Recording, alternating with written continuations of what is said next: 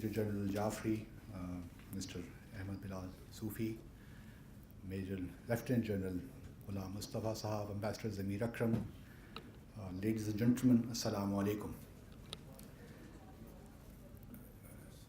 As a matter of fact, everything has already been said by the Honorable President of Azad Jammu and Kashmir. But let me underline a few points which I think are important. Obviously, the results of the elections in India, as far as Pakistan and Kashmir are concerned, do not augur well. When persons like Giriraj and Sadhi Priyaga, who are accused of violence and terrorism, if they are elected to Lok Sabha, and if the BJP manifesto talks about repealing Article 370 and 35A, and when the Indian state and Indian society are moving towards more and more extremism,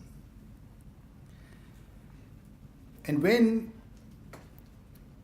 the Indian policy is to destabilize Pakistan, isolate Pakistan, and strangulate Pakistan economically, and when the world is insouciant about what is happening in occupied Kashmir, and when Pakistan does not have any robust, consistent, coherent Kashmir diplomacy or Kashmir policy, I'm afraid I am not very hopeful about Kashmir. As I have been saying all along, and even when I was in New Delhi as Pakistan's High Commissioner, that we must understand as to what Mr. Modi is up to. Unfortunately, the then dispensation in Pakistan could not grasp as to what India is all about under BJP and under Prime Minister Modi. And I'm afraid even this government is not realizing as to what dangers are waiting for us in the context of Indian occupied Kashmir and Pakistan, our relations with India. So I'm afraid, ladies and gentlemen, that things will rather worsen when it comes to Pakistan-India relations and when it comes to Indian occupied Kashmir, the situation there. Now, how to deal with this? The Honorable President talked about Kulbhushan Jadhav. My instant, the thought was as to who allowed India to bide time in this case. Why we are still sitting, even after 2 years, on his mercy petition and not taking any action on that. So it is Pakistan itself which allowed India, we ourselves gave India the space to exploit this case and put Pakistan in return on the defensive on this issue. So these are our own mistakes, our own omissions, which I'm afraid India is able to exploit to its advantage. Now we have seen how in the last 10, 15 years, the Parliamentary Committee on Kashmir has worked. In my view, simply no performance. And this will continue for another 5 years, rest assured. Because the way things are in Pakistan, I'm not very hopeful that even this committee under the Honorable Fakhr Imam Sahab would do much about it. Because we in Pakistan are not very clear as to how to deal with the situation, how to deal with the Kashmir dispute. We have been inconsistent about that. I always remind my interlocutors in Pakistan that diplomacy is the art of agreeing on the feasible in order to advance the desirable. Unfortunately, most of the times we are stuck with the feasible and forget about the desirable, our long-term goals. Now we talk about talking to India. I'm not against talking to India. But the question is, as was also alluded to by the President, India is avoiding substantive discussions on Jammu and Kashmir.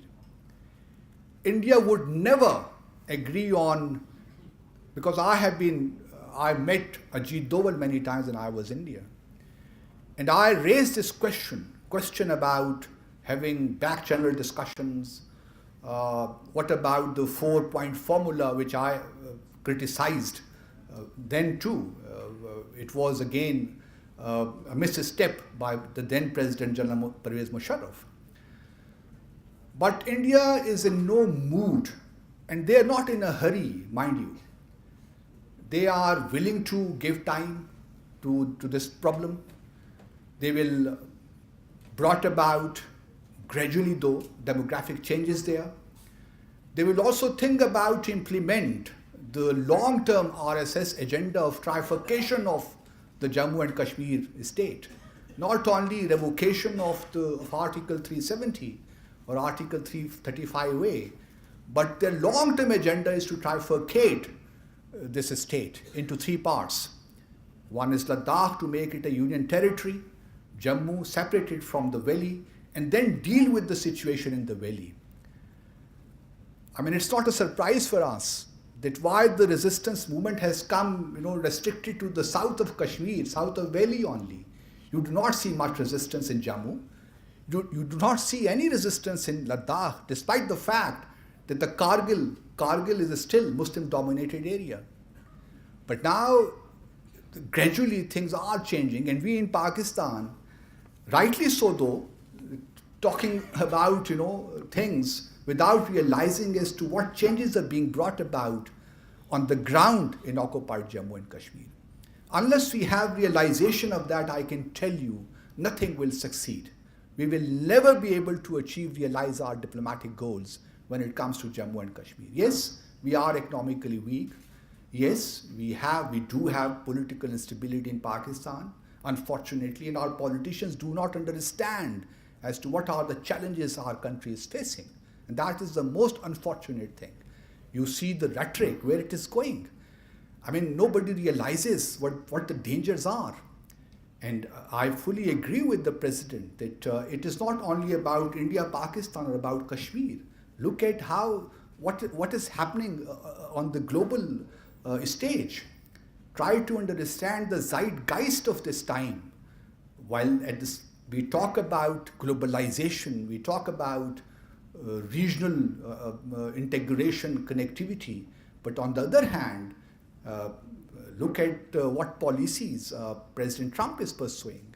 What is happening in Europe? Countries like Hungary, Poland, this ethno-nationalism is gaining ground in all these countries.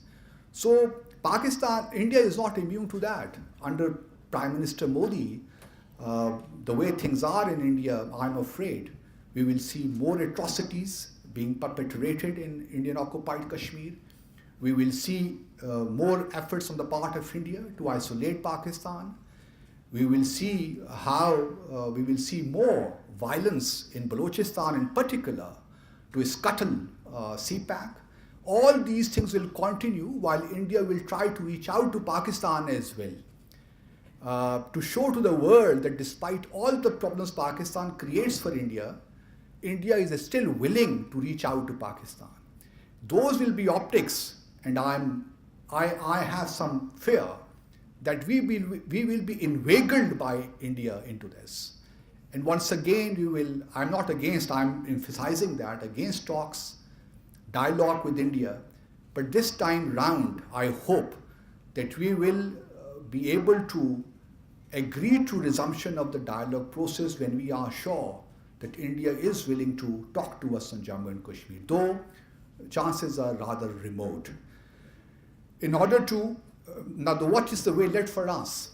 The international governments are not at least responding to us or to the cause. So much so that the OIC, for the first time in OIC's history, Abu Dhabi Declaration, which was adopted in March this year, does not mention Kashmir for the first time. And that should be an eye-opener for us. Even the OIC does not want to stand with us on this particular problem. So we need to reach out to international civil society, international media. And for that to happen, I have been proposing this now for long, that we need to give importance to this problem. And unless we do that, the world would not understand. So this is the time to appoint a special envoy on Jammu and Kashmir, a person who is able to coordinate our Kashmir diplomacy, coordinate our activities on this particular dispute. Unless we raise the level, unless we ourselves show to the world that how much importance we attach to this problem, the world will not listen to us. They are indifferent at best. So I would strongly recommend, as was also mentioned by President Masood Khan, that this is the time to revisit, get back to the drawing board, weigh our options, and how to inject some energy into our Kashmir diplomacy. Because I am very clear, unless Jammu and Kashmir problem is resolved, Pakistan and India's relations can never be put on an irreversible trajectory of cooperative relationship. That is as simple as that. So in my view, this government, though it is very important to put our house in order, especially our economic situation does not give us much space when it comes to our diplomacy vis-a-vis India. But everything said and done, we need to create a space for ourselves. So we hope that in the times ahead, we would not be tricked by India again. We would be very careful, circumspect in our approach, and would not be carried away by small on the sidelines meetings with Indian leaders, because that is neither here nor there. So we need to have a long-term strategy with all with tactics all the way, in order to make sure that the people of Jammu and Kashmir, occupied people of Jammu and Kashmir, do not suffer, that Indian atrocities should come to an end, and then India is forced to engage with Pakistan to find a tenable, workable, irreversible solution to the dispute in accordance with the aspirations of the people of Jammu and Kashmir. Thank you very much, and looking forward to an interesting question and answer session.